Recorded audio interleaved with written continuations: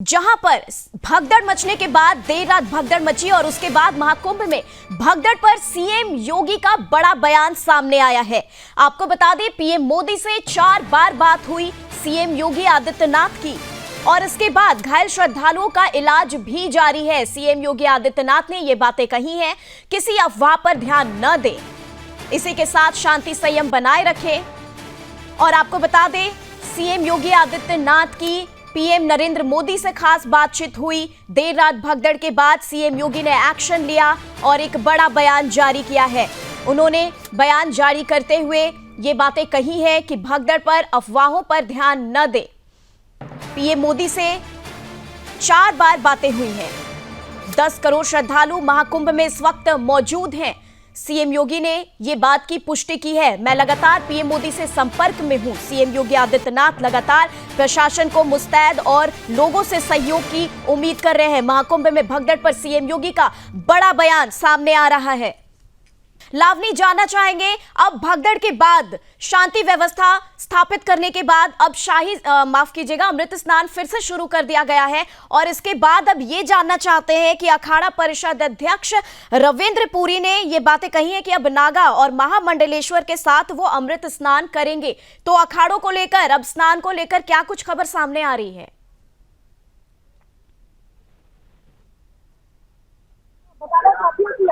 बताना चाहती हूँ कि यहाँ जो लोग हमारे साथ जुड़े हुए हैं वो स्पष्ट रूप से ये मानते हैं कि दरअसल जो भी देर रात भगदड़ जैसी स्थिति पैदा हुई और प्रशासन ने उस पर तुरंत काबू पा लिया। प्रशासन लगातार उनका सहयोग करता रहा।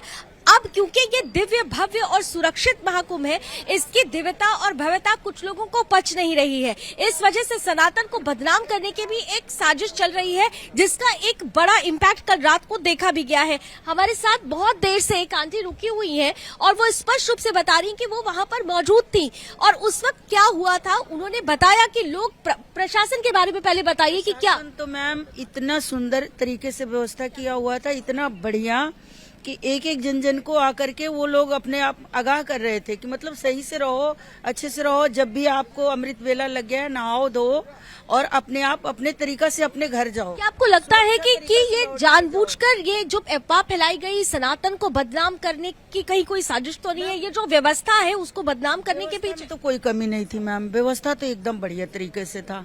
हमें बल्कि अपने घर में इतने अच्छा नहीं महसूस कर पाते हैं जितना यहाँ की है।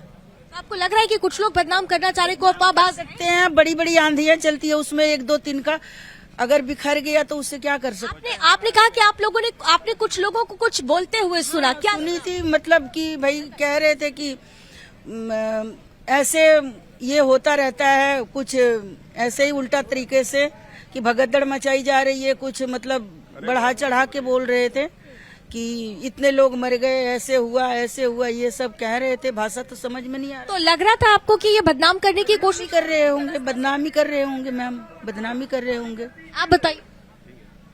आप हमारे सामने तो नहीं हुई है, लेकिन भगदड़ जब हो रही थी तो हम लोग बैरिकेटेड तोड़ के और अपनी अपनी जान बचा के भागे थे।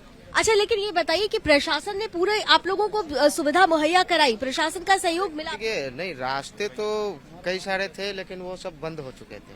रास्ते हम लोग को बस एक ही मिले, सेक्टर 2 से हम लोग। अब तो सारे रास्ते खोल दिए गए हैं, अब तो सुचारू रूप से हम लगातार देख रहे हैं लोग आ रहे हैं। आप स्नान कर चुके हैं? जी मैडम, सब ठीक रहा? हाँ, प्रशासन का पूरा सपोर्ट है।